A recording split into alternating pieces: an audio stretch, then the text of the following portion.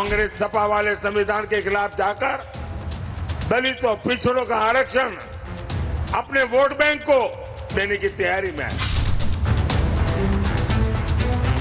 Congress party अगर मुसलमानों को आरक्षण देना चाहती है तो वो आरक्षण आबादी के हिसाब से दे। समाजवादी पार्टी उनके साथ पूरी तरीके से संविधान संशोधन के लिए भी पक्ष में है। SC, ST और OBC के आरक्षण को रौंद कर ये अपने वोट बैंक की राजनीति करना चाहते हैं।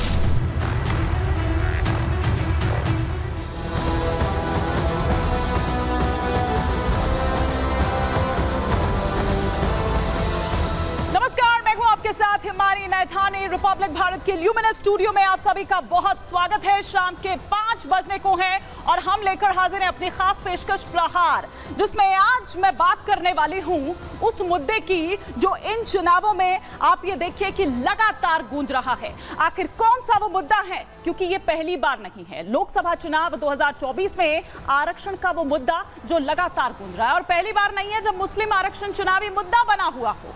पिछले साल जब कर्नाटक और तेलंगाना में विधानसभा चुनाव हुए थे तब भी यह मुद्दा बना था। अब एक बार फिर से यह मुद्दा गूंज रहा है। एक तरफ जहां बीजेपी विपक्षी गठबंधन पर मुस्लिमों को आरक्षण देने का आरोप लगा रही है, तो वहीं विपक्षी दल भी इस पर खुलकर सामने आ गए हैं।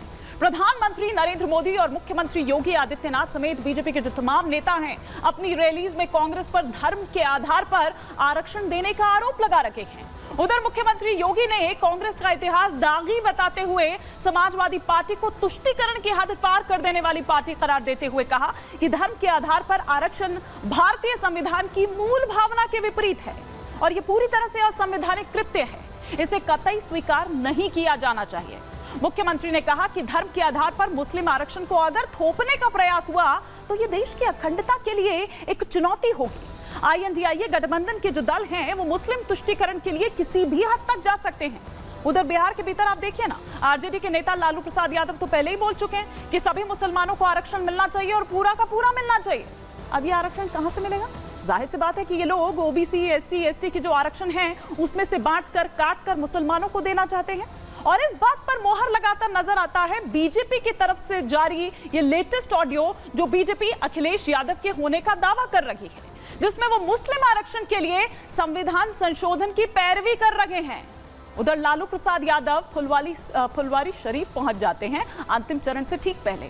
मुस्लिम धर्मगुरुओं से जाकर मिलते हैं और कहते हैं कि INDIA गठबंधन की जीत ही होगी। आज इसी पर कर रही हूं प्रहार कि आखिर क्या करना चाहता है विपक्ष, और क्या वाकई जो बीजेपी की ओर से लगातार चेताया जा रहा है, क्या वाकई कोई ऐसा बड़ा संकट है जिसकी ओर इशारा कर रही है अगर विपक्षी गठबंधन जिस तरह से फॉर्मूला यहां पर मुस्लिम आरक्षण को लेकर दे रहे हैं। एक छोटी सी रिपोर्ट आपको दिखाती हूं, फिर तमाम खास मेहमान हमारे साथ जुड़ेंगे, उनसे हम करेंगे इस पर विस्तार से चर्चा।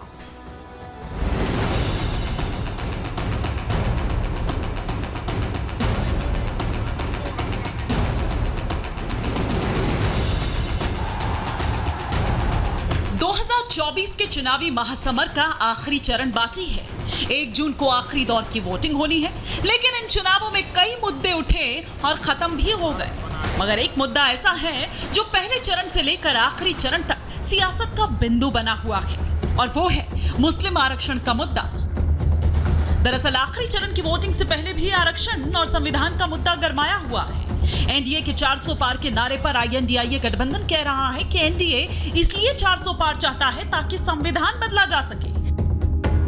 लेकिन बीजेपी पलटवार करते हुए INDIA गठबंधन पर आरक्षण के जरिए तुष्टीकरण की राजनीति करने का आरोप लगा रही है। इतना ही नहीं, बीजेपी के हवाले से एक ऑडियो भी जारी किया गया है। बीजेपी ये ऑडियो सपा अध्यक्ष अखिलेश यादव का बता रही है। बीजेपी ये कह रही है कि मुस्लिम आरक्षण के लिए यानी वोट बैंक की खातिर अखिलेश यादव कांग्रेस के साथ मिलकर संविधान संशोधन का खाका तैयार कर रहे हैं। हमारी पार्टी ने कहा है कि केंद्र सरकार पे पूरी तरीके से समाजवादी पार्टी दबाव बनाएगी। समाजवादी पार्टी चाहती है, कांग्रेस पार्टी अगर मुसलमानों को आरक्षण देना चाहती है तो वो आरक्षण आबादी के हिसाब से दे। समाजवादी पार्टी उनके साथ पूरी तरीके से संविधान संशोधन के लिए भी पक्ष में है। ये ऑडियो जारी कर बीजेपी कह रही है कि आरक्षण पर देश को सचेत कर रही है। कैसे INDIA गठबंधन SC, ST और OBC को अंधेरे में रखकर लूट रहा है। और आगे भी लूटने की प्लानिंग तैयार कर रहा है। INDIA बीजेपी पर संविधान बदलने का आरोप लगाती है, लेकिन बीजेपी ऑडियो जारी कर INDIA की हकीकत बता रही है कि संविधान कौन बदलना चाहता है और कौन मुस्लिम वोट बैंक के लिए आरक्षण से छेड़छाड़ करने की कोशिश कर रहा है। मतलब आप समझिए, संविधान संशोधन के पक्ष में हैं, इसलिए बहुत साफ है कि संविधान निर्माताओं का भाव, सर्वोच्च न्यायालय का भाव, संविधान का मूल भाव, उस सब को वोट बैंक के तराजू पर तौलकर SC, ST और OBC के आरक्षण को दरकिनार करके अथवा यूं कहें कि उसे रौंद कर ये अपने वोट बैंक की राजनीति करना चाहते हैं। लोकसभा चुनाव के आखिरी चरण में OBC में मुसलमानों के आरक्षण को लेकर बीजेपी और INDIA गठबंधन में घमासान छिड़ा है। NDA और INDIA के बीच रिजर्वेशन पर रार ठनी हुई है और इस मुद्दे पर NDA और INDIA एक दूसरे पर खूब सियासी प्रहार कर रहे हैं। लेकिन सवाल यही है कि क्या मुस्लिम आरक्षण दांव INDIA को चुनाव जिता देगा?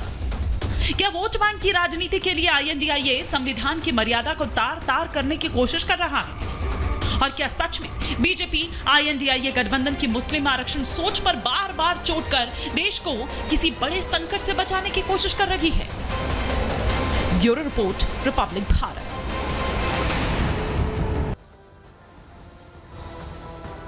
और इसी पर और विस्तार से चर्चा के लिए तमाम खास मेहमान हमारे साथ जुड़ गए हैं, लेकिन अभी तो मैं तस्वीरों में जो देख रही हूँ विपक्ष के सारे मेहमान दिखाई दे रहे हैं। चलिए, सैयद जवाद साहब हमारे साथ यहाँ पर जुड़ चुके हैं बतौर पॉलिटिकल एनालिस्ट। हमारे साथ समाजवादी पार्टी के spokes person professor Dharmendra Yadav इस वक्त जुड़े हुए हैं और साथ ही साथ अश्विनी मिश्रा भी इस वक्त हमारे साथ जुड़े हुए हैं। जल्दी हमारे साथ अगर जोड़ ली जाए चारू प्रज्ञा जी जो स्पोक्स पर्सन है भारतीय जनता पार्टी के, और साथ ही साथ प्रोफेसर कपिल कुमार भी हमारे साथ जल्दी होंगे।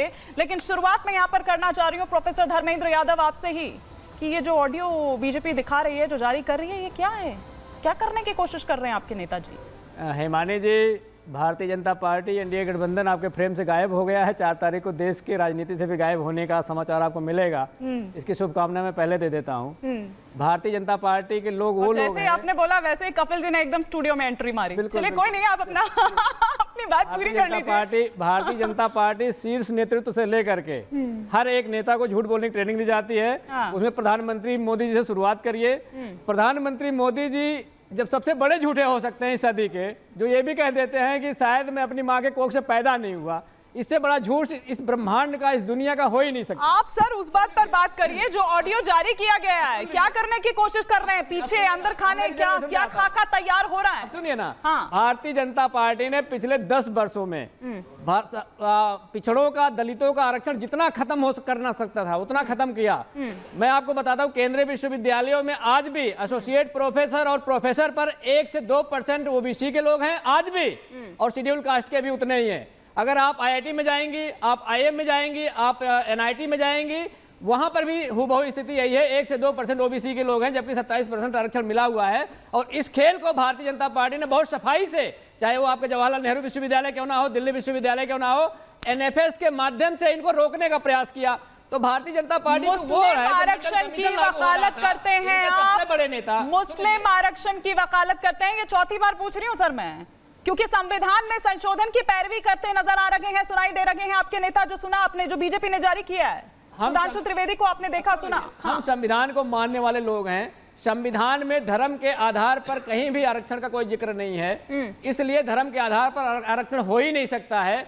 लेकिन जो जातिगत जनगणना की बात है, जो पिछड़ों की, ये अपने नेता को बताइए ना। जनगणना वो कह रहे हैं कि केंद्र पर दबाव बनाएंगे, वो कह रहे हैं ना। होने दीजिए ना। हाँ। हम जिस संशोधन की बात कर रहे हैं, अगर पिछड़ों की आबादी 70% है तो उन्हें 70% आरक्षण मिलना चाहिए। उस पिछड़ी जातियों में जो आपके आर्थिक पिछड़ेपन की बात हम नहीं कर रहे हैं, हम सामाजिक पिछड़ेपन की बात कर रहे हैं, शैक्षिक पिछड़ेपन की बात कर रहे हैं, जो संविधान में कहा गया है। सामाजिक पिछड़ेपन और शैक्षणिक पिछड़ेपन के आधार पर जिन जातियों को शामिल करना होगा शामिल की जाएंगी। अच्छा।